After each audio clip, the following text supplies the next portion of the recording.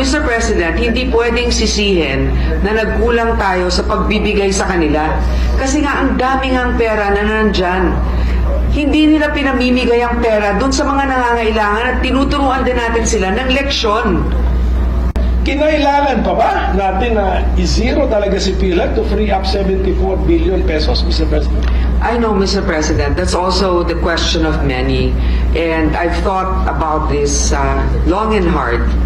And there's no denying that PhilHealth has a savings amount of 600 billion, Mr. President. And that's also the reason why initially the administration thought of it as a way also to augment certain short fundings that we had, for example, for health workers, etc. Hindi natin maintindihan ba't hindi nila ginagamit yung pera na nandun na meron sila na nakaimbak sa isang, ewan ko kung anong klaseng account yan, savings account, na ang kinikita ay mas mababa pa kesa sa inflation. Mr. President, hindi pwedeng sisihin na nagkulang tayo sa pagbibigay sa kanila. Kasi nga ang daming ang pera na nandyan. Hindi nila pinamimigay ang pera dun sa mga nangangailangan at tinuturuan din natin sila ng leksyon. Kung bigay ka ng bigay, nandun lang yung pera, hindi naman nagagamit. Paano naman yung mga ibang programa rin ng gobyerno na nangangailangan din ng funding? Yun nga yung sinasabi ko, pag meron kang, syempre di ba, sinasabi natin, 5 yung anak mo, lahat yan kailangan pantay-pantay na mabigyan mo. Totoo yun. Pero sa lahat sa kanila, tinitignan mo rin kung sino may pangangailangan at sino naman ang may kakayanan na itayo rin ang kanyang sarili. Yun din ang sinasabi natin, it's a leadership problem also in PhilHealth and it's a disbursement problem.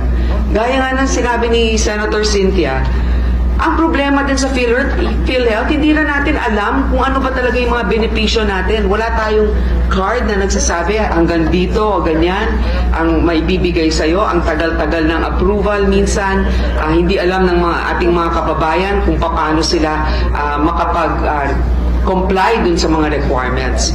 So ito yung mga nagiging issue. Hindi sila kulang sa pera. At alam ko yung iba talagang pinagdidiinan nito. Pero 600 billion ang meron sila.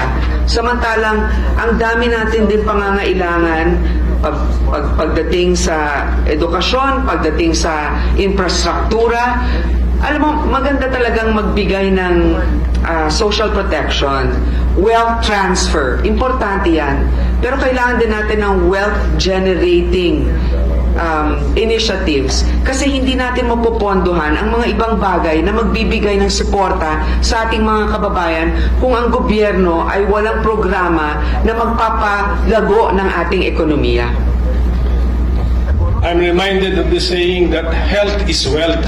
But I don't think, Mr. President, that we can use funds meant for health so that we will justify this, that we will generate wealth for the nation. Mr. President, the budget of the DOH has increased from last year.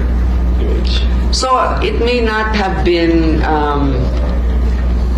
an item, for example, in particular for PhilHealth. Pero,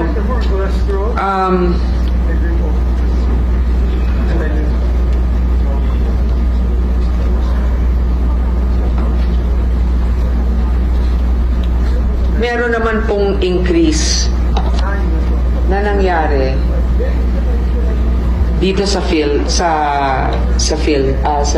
DOH from 241 billion 602 in 2024. Yung BICAM natin nasa 247,923. So we are, of course, health is wealth. That's very important. But also, health, the financial situation of our country, the economy, and wealth-generating initiatives are important so that we can support social protection initiatives such as the health sector.